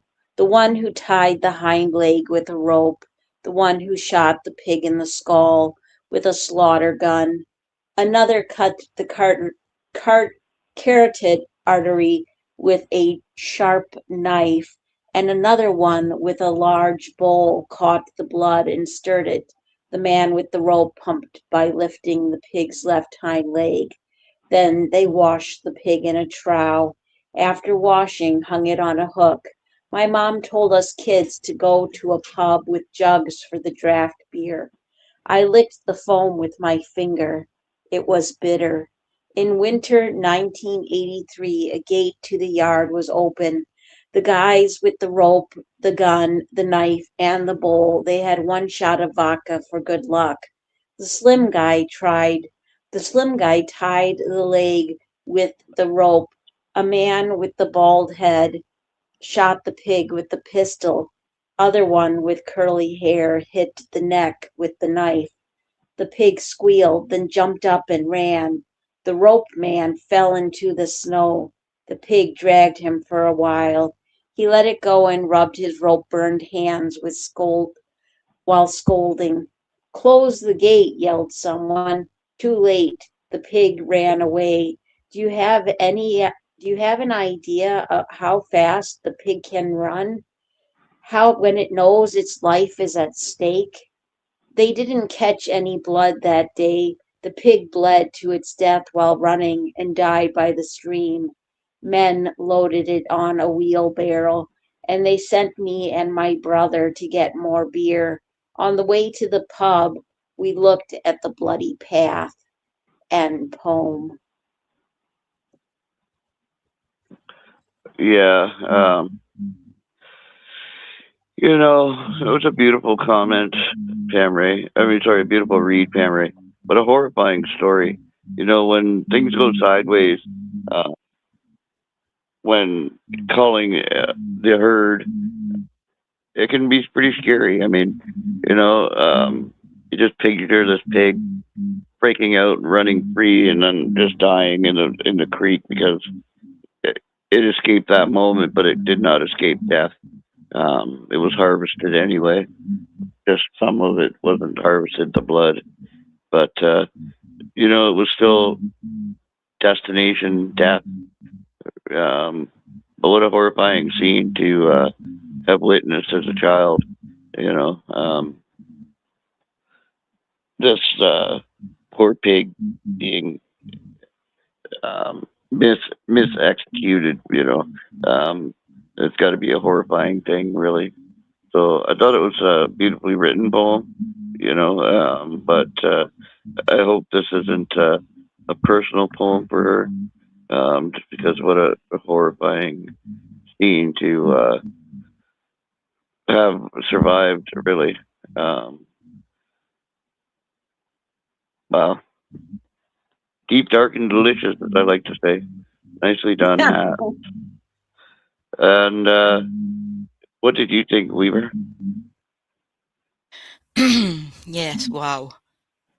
A day in the life. Gee, bloody heck. Oh, sorry. Swear. No, it just caught me. I mean, you don't think about it. This is, we're immune to what goes on in our life. We're not realizing that we eat what we eat, but it's got to come from somewhere. Oh, I just found that quite harrowing, and that's very hypocritical. But you can't help it. It suddenly comes to you that, oh, and the fact that the poor thing ran. And it actually says and I know you said it actually says in the AN, memories only. So this must have actually happened. Wow. Right? And I mean, I know that, country people, like many things, people would get used to the reality of life, obviously, but by golly, that is something you don't want to see as a child. So yes, brilliantly done, really well written. And thank you for sharing. Yeah, absolutely. Great comment. Thanks so much, Weaver. And Pam, you read it. What did you think? Yeah, my family actually used to raise pigs for the meat. We also had goats and chickens, and I found, although I never really was part of the slaughtering, like it wasn't this big of a thing. I still knew it happened. Like we knew where the meat in the freezer and on the table came from. We knew that, we raised like, anywhere from, 2 to 6 pigs at a time, and that, there was going to come a time where they wouldn't be there anymore because, the adults would, get together, and never had something like this happen though. We did have pigs get out. There was one time this huge pig, because they get very big, got actually into the house, and us 3 kids were standing on top of a dresser in one room, and my mom was on top of the bed with a broom beating at the pig, trying to get it to leave. And then another time, the pigs because my grandparents raised pigs too, for meat and for selling. And their pigs got out, and they had a lot more. And oh my goodness gracious, we were walking over there, and we got into the house. We got into my grandma's driveway, and my grandpa's yelling, "The pigs are out! The pigs are out!" And my sister just shot off like a rocket. Like, you know, when you see somebody run and it looks like it's so freaking fast, it looks like a cartoon. That was my sister running from the pigs. But I can definitely like this right is definitely this is the raw reality of what happens when you mix a slaughter time with a little too much drinking and things don't go exactly as planned, because that is just the truth of it, you know. Excellent right by Hats, and very well done. Absolutely, yeah. Yeah, I remember my father used to hunt venison, and he'd trade with the farmers, you know, for pigs. And that was the first time I ever saw a pig on a spit roasting over the fire. I mean, it horrified me as a kid. You know, like here's this baby pig, you know, over a barrel of coals, and but man, Yeah. it was delicious. Oh, I felt so bad, but you know, it was so tasty at the same time. You know, as a kid, there's the Oh, contradiction of that it to making my really mouth is. water, but you know, it's like horrifying because it's a little baby pig, and you know, we're gonna feast on it. But yeah, oh, it's so delicious. I can still taste it today. Oh my But goodness, horrifying at the yeah. same time. Same here. Yeah. All right. So we've got Weaver of Dreams brings us into the light whenever you're ready, Weaver. Thank you, my dear. I'm hearing a little bit of echoing behind. I hope it's not me. Anyway, right, into the light. I feel my dry eyes are wide open as the deep darkness of despair draws a barrier across my sight. My skin becomes ultra-sensitive, responds to softly probing air, reactions I know I should fight. Do I blithely step into an abyss, leaving me vulnerable and bare to be swallowed by the night? Thus allow there is a possibility that here is something truly rare. Rely blindly for once on insight. Or will I retreat as before, silently, my lips never to utter your name, until we enter the afterlife's light? End poem.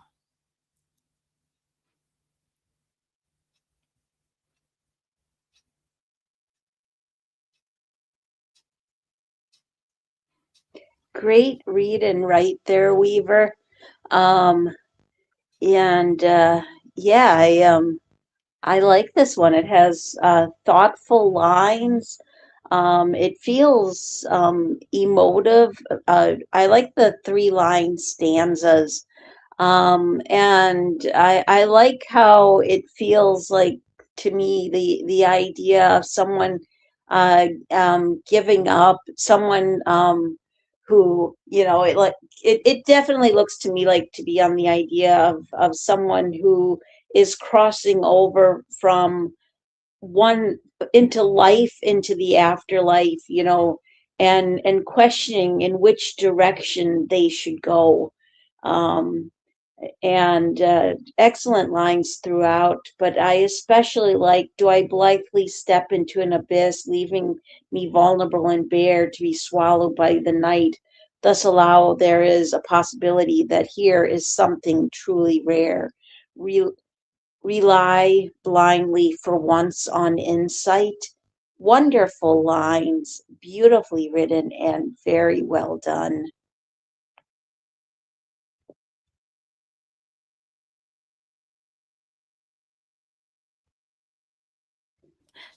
Gray, are you Great. on mute?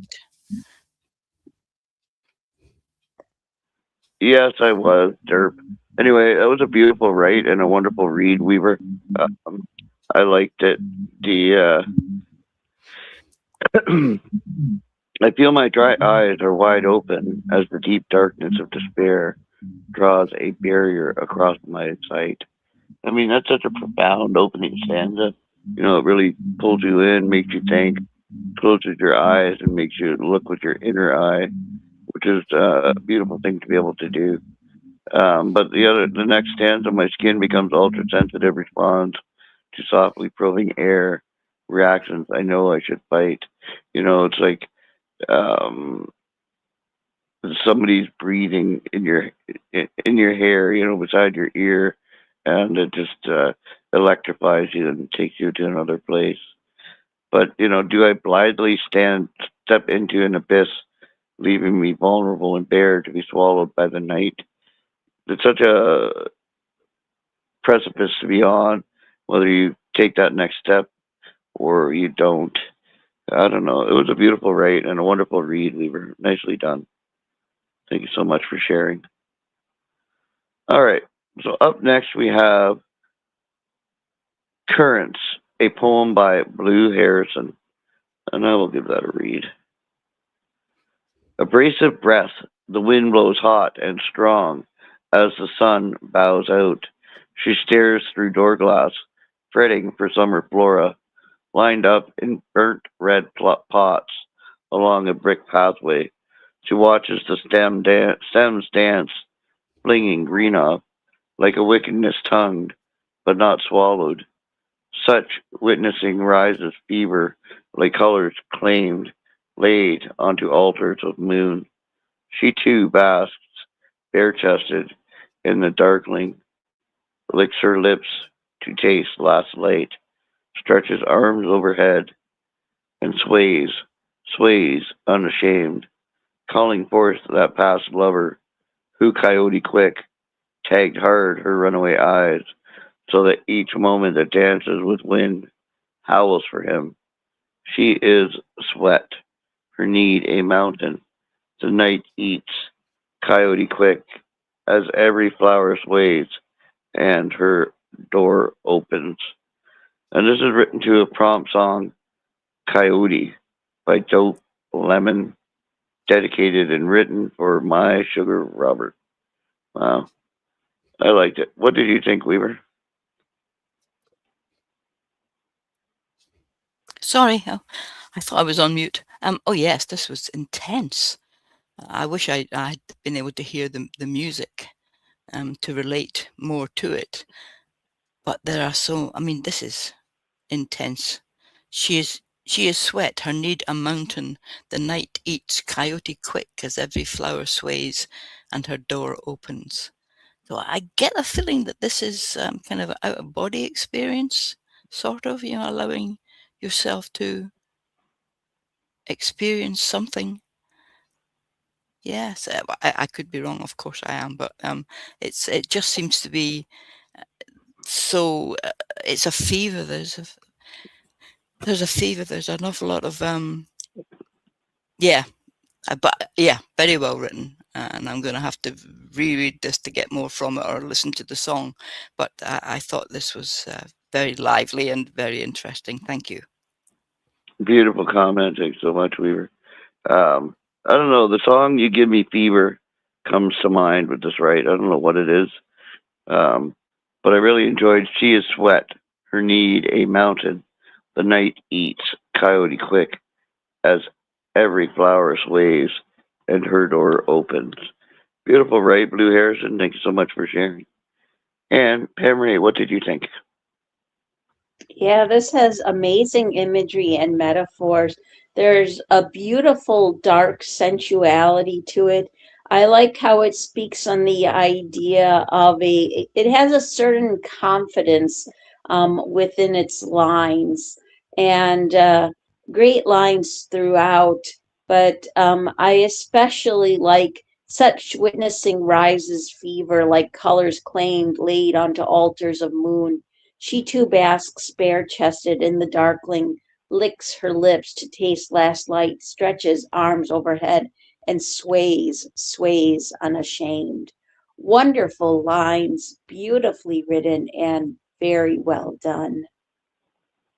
Beautiful comment, Pam. Thanks so much. All right, well, that concludes our Monday Garden of Enlightenment show with Luyu Wild Dove.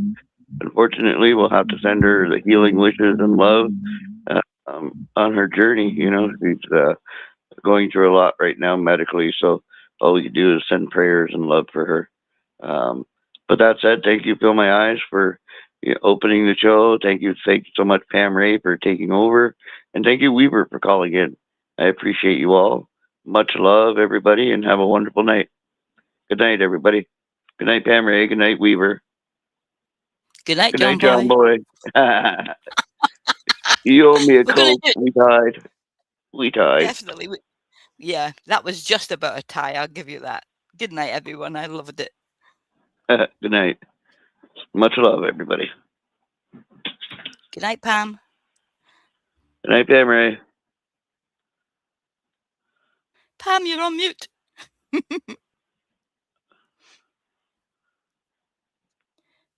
Okay, good night, everyone. Good night, Weaver.